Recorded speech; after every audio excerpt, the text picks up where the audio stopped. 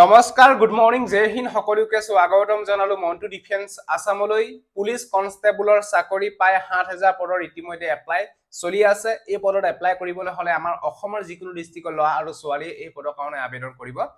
পাৰিব আবেদন কৰিবলৈ হলে এডুকেশন কোৱালিফিকেশনস কিমান লাগিব বয়সৰ সময়সীমা কিমানৰ পৰা কিমান লাগি দিয়া হৈছে কেতিয়া পৰা এপ্লাই হৈ আছে এপ্লাই কৰিবলৈ হলে এপ্লিকেশন ফিস কিমান কাটিব লাগিব কিমান হাইট লাগিব কিমান ৰানিং কৰিব লাগিব সকলো বিলাকৰ ডিটেইলস ভিডিওটো যেতে ফুল ইনফৰমেশন হকাৰে আপোনালোকক জনাবলৈ বিচাৰিছো সো ভিডিওটো সম্পূৰ্ণৰূপে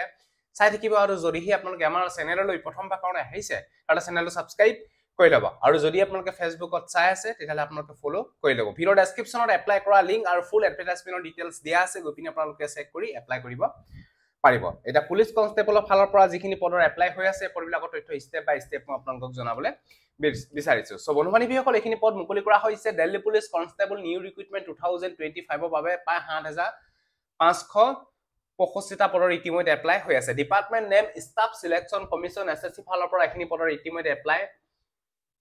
চলি আছে ইয়াৰ এপ্লাই অনলাইন মাধ্যমত আপোনালোকে এপ্লাই কৰিব লাগিব post name constable male and ফিমেলৰ কাৰণে এইখিনি পদ মুকলি কৰা হৈছে স্যালাৰি 21700 পৰা 69100 টকা লৈকে আপোনালোকে স্যালাৰি পাব ইম্পৰ্টেন্ট ডেট ইয়াৰ এপ্লাই ষ্টাৰ্ট হৈছে 22 ছেপ্টেম্বৰ পৰা 22 ছেপ্টেম্বৰ পৰা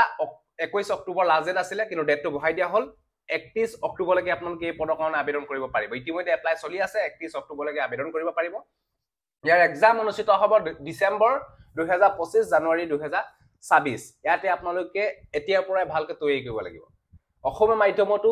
দিল্লী পুলিচ কনষ্টেবলৰ পদবিলাকত এক্সাম দিব পাৰিব তাৰ বাবে আমাৰ চেনেলৰ তৰফৰ পৰা এখন ইবুক বনাইছো যিখন ইবুকত তিনটা সাবজেক্টৰ কোৱেশ্চন এনসাৰ এমসিকিউ টাইপত আপোনালোকে দেখিবলৈ পাব জেনাৰেল নলেজৰ কোৱেশ্চন এনসাৰ পাব আসামিজ এণ্ড ইংৰাজী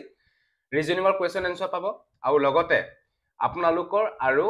মেথছৰ কোৱেশ্চন এনসাৰ পাব আসামিজ এণ্ড ইংৰাজী মাধ্যমত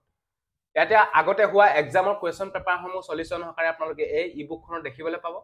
যদি আপোনালোকে এই ইবুকখন লব বিচাৰে ইয়াৰ দাম হৈছে 120 পেমেন্ট কৰি এই নম্বৰৰ স্ক্ৰিনশ্বট দি দিয়ক লগালগ এই ইবুকখন হোৱাটছআপ যোগেদি আপোনালোকক পিডিএফ হকাৰে দি দিয়া হ'ব total 2000 question answer Assamese and ইংৰাজী মাধ্যমত দেখিবলৈ পাব ইয়াতে 2017 পৰা 2024 লৈকে হোৱা এক্সামৰ কোৱেশ্চন এনসাৰ সমূহ আপোনালোকে আসামিজ এণ্ড ইংৰাজী মাধ্যমত আপোনালোকে দেখিবলৈ পাব যদি লব বিচাৰে লৈ লব পাৰে আপোনালোকৰ নিজৰ ৰিটেন এক্সামৰ কাৰণে বহুতো হেল্প হ'ব ইয়াতে এপ্লাই কৰিবলৈ হলে বয়সৰ সময়সীমা 18 বছৰ পৰা 25 বছৰ লৈকে আপোনালোকে আবেদন কৰিব পাৰিব লগতে এজ ইলেকশন দিয়া হৈছে ইয়াতে এডুকেশন কোৱালিফিকেশনস আপোনালোকে 12 পাস কৰিব লাগিব হাই সেকেন্ডাৰী পাস কৰিব লাগিব লৰাসকলে লগতে এলএমভি লাইসেন্স থাকিব লাগিব এই পদৰ কাৰণে আবেদন কৰিবলৈ হলে মানে 12 পাস কৰি আপোনালোকৰ এখন ড্ৰাইভিং লাইসেন্স থাকিব লাগিব তেতিয়াহে লৰাসকলে আবেদন কৰিব পাৰিব ছোৱালীসকলক কোনো ধৰণৰ ড্ৰাইভিং লাইসেন্স নালাগে হাই সেকেন্ডাৰী পাস কৰিলে ছোৱালীসকলে এই পদৰ কাৰণে আবেদন কৰিব পাৰিব এই বিষয়ে আপোনালোকে গম পালে তাপা নেক্সট আপোনালোকৰ ইয়াতে এপ্লিকেশন ফিস কাটিব লাগিব ইউআৰ ওবিসি ডব্লিউএছ বিলাকে এটা 100 रुपीस পেমেন্ট কাটিব লাগিব বাকি এসসি এসটি পিডব্লিউডি বা ফিমেল বিলাকে কোনো ধৰণৰ এপ্লিকেশন ফিস কাটিব নালাগে নীল পেমেন্ট মোড অনলাইন মাধ্যমত পেমেন্ট কাটিব লাগিব Delhi police constable selection process এই পদবিলাকৰ ফাৰ্স্ট টাইম হ'ব written examination computer based exam ইয়াতে 13টা ল্যাঙ্গুৱেজত আপোনালোকে এক্সাম দিব পাৰিব যেটো ল্যাঙ্গুৱেজত আপোনালোকে এক্সাম দিব বিচাৰে হেৰু ল্যাঙ্গুৱেজতে আপোনালোকে এক্সাম দিব পাৰে আমাৰ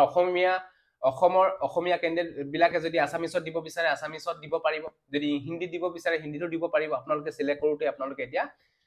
এক্সাম ল্যাঙ্গুৱেজটো আপোনালোকে সিলেক্ট কৰি ল'ব তাপা ফিজিক্যাল ডিফেন্স টেষ্ট অনুষ্ঠিত হ'ব কাৰণ ফিজিক্যাল মেজাৰমেন্ট টেষ্ট অনুষ্ঠিত হ'ব তাপা ডকুমেন্ট ভেৰিফিকেশন আৰু একেবাৰে এখন আপোনালোকৰ মেডিকেল এক্সামিনেশন টেষ্ট অনুষ্ঠিত হ'ব আপোনালোকে পৰাপক্ষত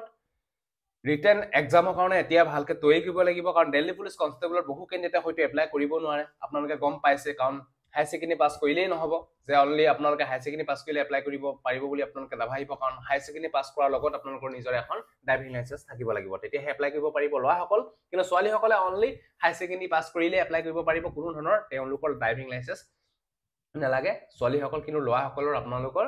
ড্ৰাইভিং লাইসেন্স থাকিব লাগিব তেতিয়াহে এপ্লাই কৰিব পাৰিব এটো আছিল how to apply Delhi police constable recruitment 2025 যদি পদবিলাকৰ প্ৰতি ইন্টাৰেষ্ট যদি এপ্লাই কৰিব বিচাৰে ইতিমধ্যে আৰু আপোনালোকৰ হাতত আছে 3 দিন আজি যেহেতু 29 হৈ গল কাৰে 31 তাৰিখলৈকে আপোনালোকে এপ্লাই কৰিব পাৰিব মানে 31 অক্টোবৰ 2025 ইয়াৰ লাষ্ট